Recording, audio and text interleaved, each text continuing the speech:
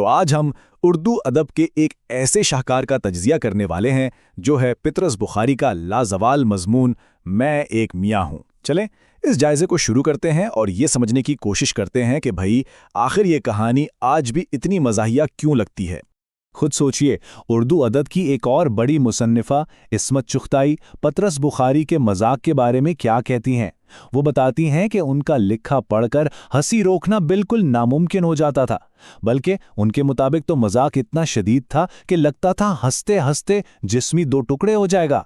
तो यहाँ सवाल यही पैदा होता है, आखिर एक कहानी में ऐसी क्या खास बात हो सकती है कि तकरीबन एक सदी गुजरने के बाद भी वो हमें इतना हंसाती है। भाई पितरस बुखारी के इस लाजवाल मजाक का असल राज है क्या?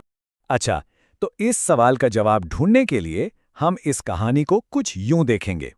सबसे पहले तो ये कि ये कहकहा इतना लाजवाल क्यों है, फिर मजाक के उस्ताद यानी खुद पितरस बुखारी कौन थे, कहानी में शौहर की उलझन क्या थी, फिर देखेंगे कि आज़ादी और हिमाकत का क्या चक्कर है, उसके बाद लतीफ़े की तशरीह करेंगे और आखिर में ये समझेंगे कि ये एक लाजवाल क्लासिक क्यों है। तो चलें सबसे पहले मिलते हैं इस अजीम मज़ानिगार से जिनकी वजह से ये कह कहे हमारे नसीब में आए। देखें, सैयद अहमद शाह बुखारी, जिन्हें हम पतरस के नाम से जानते हैं, वो सिर्फ एक मजाक निगार नहीं थे, वो तो एक मुकम्मल पैकेज थे। एक तरफ वो उर्दू अदब की एक बहुत बड़ी शख्सियत थे, तो दूसरी तरफ एक उस्ताद, निकाद, ब्रॉडकास्टर और यहाँ तक कि एक सिफारतकार भी, यानी पाकिस्तान के अक़वाम मुत्तहिदा में पहले मुस्तकिल नुमाइंदे। और उनका मजाक वो भी कोई आम नहीं था, बल्कि बहुत ही नफीस, ज़हीन और साफ सुथरा था। मज़े की बात यह कि उनकी किताब मज़ामीन पतरस में सिर्फ 11 मज़ामीन हैं, लेकिन इन्हीं 11 मज़ामीन ने उन्हें हमेशा के लिए अमर कर दिया।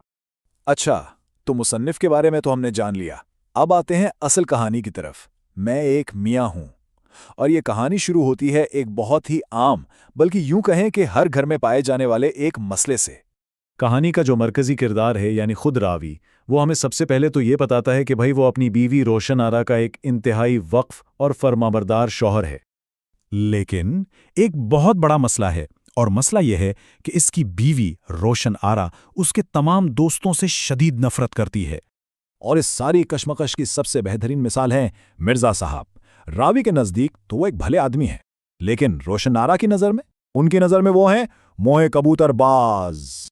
तो घर का ये सादा सा तनाव जो है ना, यही आगे चलकर एक ऐसी मज़ाहिया अफरा तफरी को जन्म देता है कि बस देखते हैं कैसे।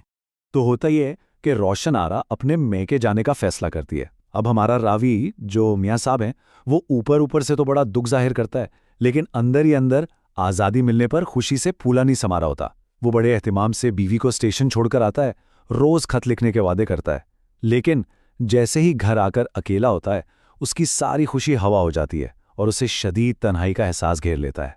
बस तन्हाई इतनी बढ़ जाती है कि वो सीधा भागता है टेलीग्राफ ऑफिस और एक पैगाम भेजता है, मैं बहुत उदास हूँ, तुम फौरन वापस आ जाओ।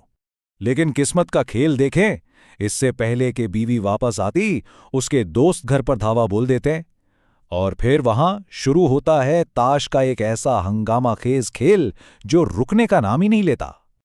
और उस खेल का अंजाम ये होता है कि हमारे रावी साहब बुरी तरह हार जाते हैं और उन्हें चोर करार देकर सजा तजवीज़ की जाती है। और सजा भी क्या, एक कागजी टोपी सर पे पहनाई जाती है और पूरे मुंह पर स्याही मल दी जाती है। इस हालत में उसको हुक्म मिलता है कि वो बावर्ची खाने जाए और जीतने वाले के लिए हुक्का तैयार करे।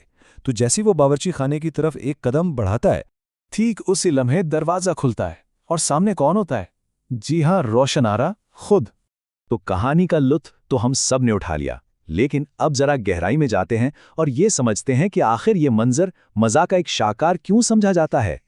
इसकी सबसे बड़ी वजह है पितरस बुखारी की खास टेक्निक, जिसे हम सूरत वाक़या या अंग्रेजी में सिचुएशन कॉमेडी कहते हैं। यानी यहाँ हंसी किसी चुटकुले या जुमले से नहीं आती, बल्कि खुद सूरत हाल की मज़ाक़ा खेज़ी से पैदा होती है। किरदार जिस मुश्किल में फंसा होता है और वाक़यात की जो तबाहकुन टाइमिंग होती है, असल मज़ा वहीं से जन्म लेता है।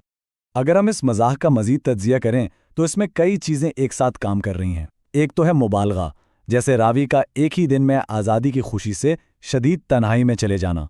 फिर है काबिल फ़हम किरदार, यानी मियाँ बीवी और दोस्तों के बीच का झगड़ा, ये तो हर जगह होता है। और सबसे बढ़कर तंज और टाइमिंग, یعنی جس ٹیلی گرام سے بیوی کو واپس بلایا وہی اس کی تباکن آمد کا سبب بنا۔ اور ہاں، قاری کو یہ توقع تو ہوتی ہی ہے کہ روشن آرا کسی بھی وقت واپس آ سکتی ہے، جس سے ایک سسٹینس بھی بنا رہتا ہے۔